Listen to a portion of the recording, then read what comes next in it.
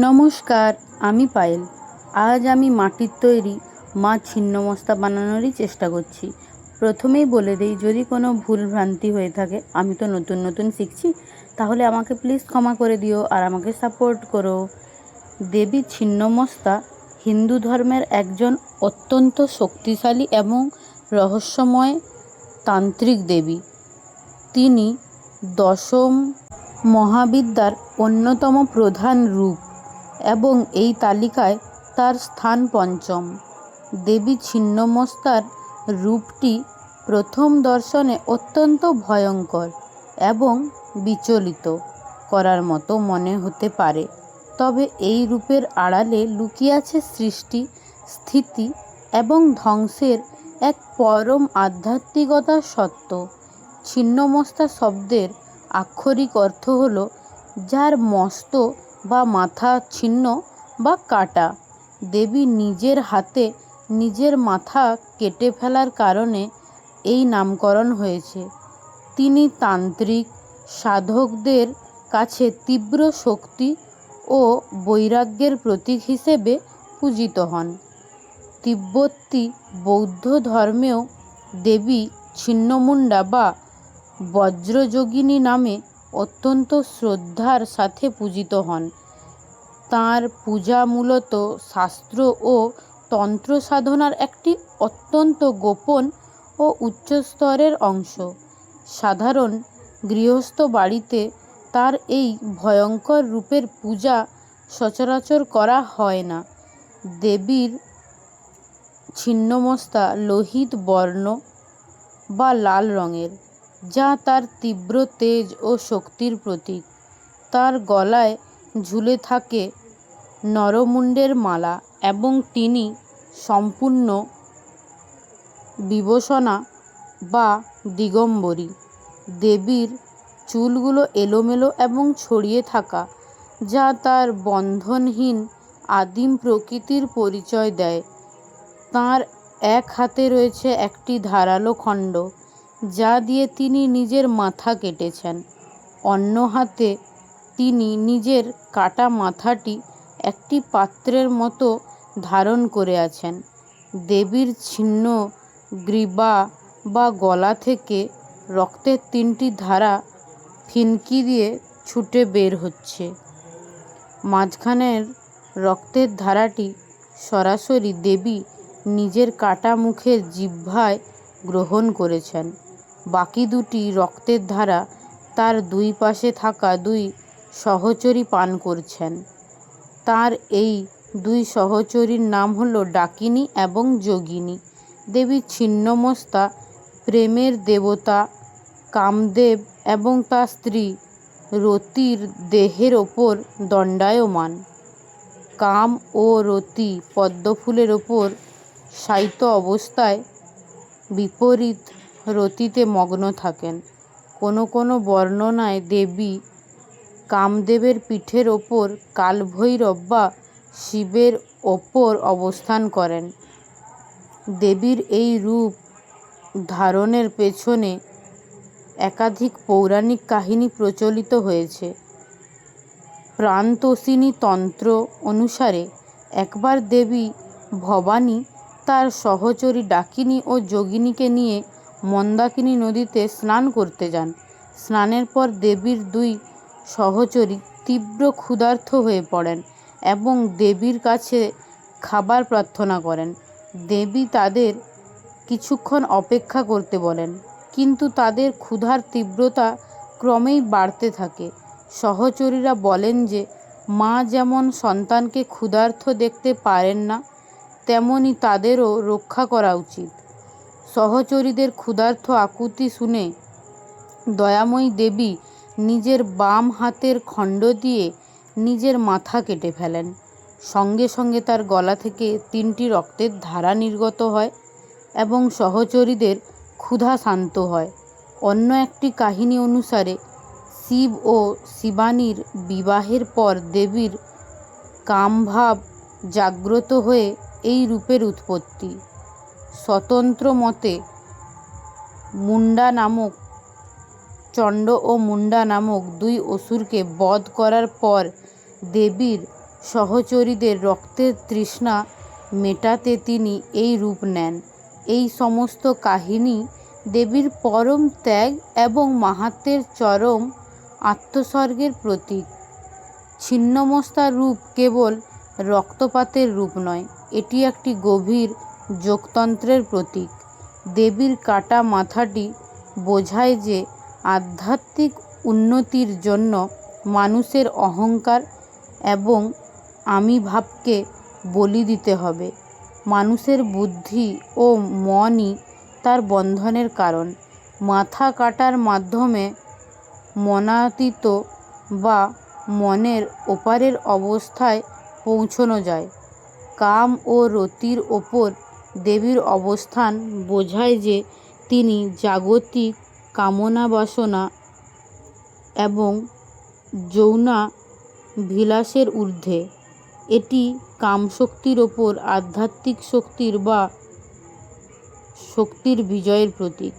দেবীর গলা থেকে নির্গত তিনটি রক্তের ধারা আসলে মানুষের শরীরের তিনটি প্রধান নাড়ির প্রতীক।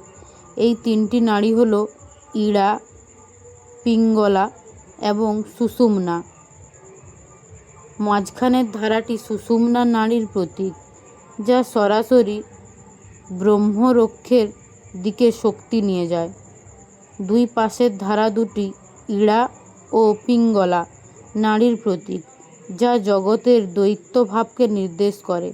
দেবী নিজের রক্ত হিসেবে পান করে বোঝাচ্ছেন যে ব্রহ্মাণ্ডের শক্তি তার থেকেই উৎপন্ন এবং তা আবার তাতেই লীলা হয়।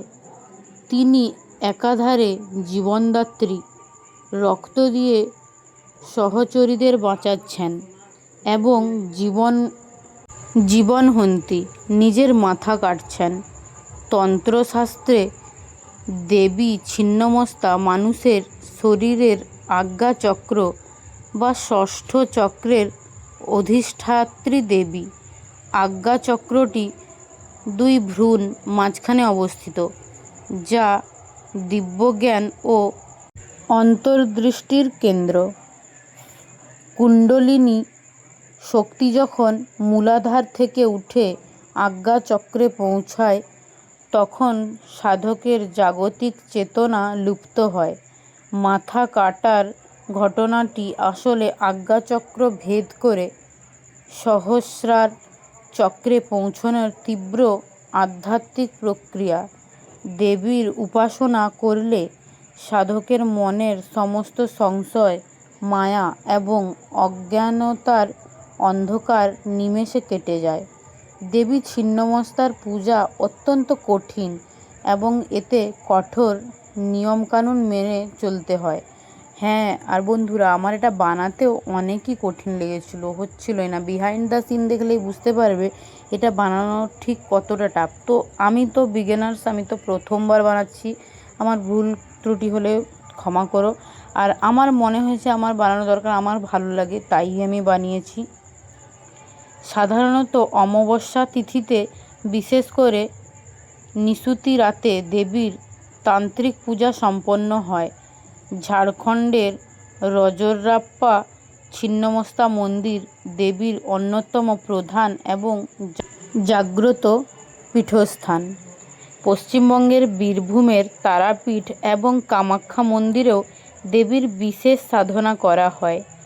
সাধকেরা দেবীর কৃপা লাভের জন্য ছিন্নমস্তা মন্ত্র জপ করেন এবং হোম যজ্ঞাদি করেন। এই পূজায় পঞ্চমকারের মদ্য, মাংস, মৎস্য, মুদ্রা, মৈথুন প্রতীকী বা প্রত্যক্ষ ব্যবহার থাকে। ভুল পদ্ধতিতে বা অপবিত্র মনে এই সাধনা করলে সাধকের মানসিক ভারসাম্য নষ্ট হওয়ার ঝুঁকি থাকে। তাই সর্বদা একজন যোগ্য ও সিদ্ধ গুরুর নির্দেশেই দেবীর সাধনা করা বাধ্যতামূলক। দেবী ছিন্নমস্তা আমাদের শেখান যে জীবন ও মৃত্যু আসলে একই মুদ্রার দুটি পিঠ। সৃষ্টির জন্ম, ধ্বংস অনিবার্য এবং ত্যাগের মাধ্যমেই পরম আনন্দ লাভ করা সম্ভব। আপাত দৃষ্টিতে ভয়ঙ্কর এই দেবী আসলে তার ভক্তদের জন্য অত্যন্ত দয়াময়ী এবং পরম মোক্ষদাত্রী মা। আজ আমি তোমাদের এই ছিন্নমস্তা কালীর একটা গল্প বললাম। তো এই গল্পটা বলায় যদি আমার কোনো ভুল হয়ে থাকে তাহলে অবশ্যই আমাকে ক্ষমা করে দিও। আর প্লিজ তোমরা আমাকে সাপোর্ট করো। আমার ভিডিও ভালো লাগলে অবশ্যই একটা লাইক, শেয়ার, সাবস্ক্রাইব, কমেন্ট করে দিও। আমাকে সাপোর্ট করো, আমার সাথে থাকো। আমি নতুন নতুন শিখছি, আর এই ছিন্নমস্তা কালী বানানোয় আমার এত টাফ লেগেছে জীবনে। সবথেকে অবশ্যই কষ্ট না করলে তো কেষ্টর দেখা মেলে না। তো অনেক কঠিন হয়েছে, বারবার ভেঙে পড়ে গেছে। বিহাইন্ড দ্য সিন দেখলে বুঝতেই তো পারবে। কিছু কিছু শর্ট তো আমি নিতেই পারি না, কারণ একা ক্যামেরা সেট করতে হচ্ছে, একবার কোন দিকে অ্যাঙ্গেল আসছে কি আসছে না ঠিক করে ওগুলো সব দেখতে হচ্ছে। তো অনেকটাই টাফ। আর যদি এর ক্ষেত্রে আমার কোনো ভুল ত্রুটি হয়ে থাকে এই গল্পটা বলায়, তাহলেও আমাকে ক্ষমা করবে। আমি নিজের মতো করে চেষ্টা করেছি। আমাকে সবাই সাপোর্ট করবে। এবং এই ছিন্নমস্তা কালীর রঙটা আমি তোমাদেরকে একটু বলে দিই। প্রথমেই আমি এখানে একটা বেস কালার করে নিয়েছি। তারপর আমি অ্যাক্রেলিক কালার ইউজ করেছি এখানে। প্রথমে সবগুলোতে হোয়াইট রঙের বেস কালার করে নিয়েছি। তারপর প্রথমে আমি মা কালী, ছিন্নমস্তা কালীর যিনি, তার উপরে আমি লাল রং দিয়ে রং করেছি ভালোভাবে। তারপর হাত থাকে ওগুলোতে হালকা গোলাপি রং করেছি। এবং তারপরে জবা, যে আমি এখানে কুঁড়ি রেখেছি, জবা কুঁড়ি, ওটাতে আমি লাল আর সবুজ রং করেছি, দেখতেই পাচ্ছ। আর গলায় মুন্ডমালা রেখেছি। এবং তারপরে গয়না আর অস্ত্রে রং করে নিচ্ছি।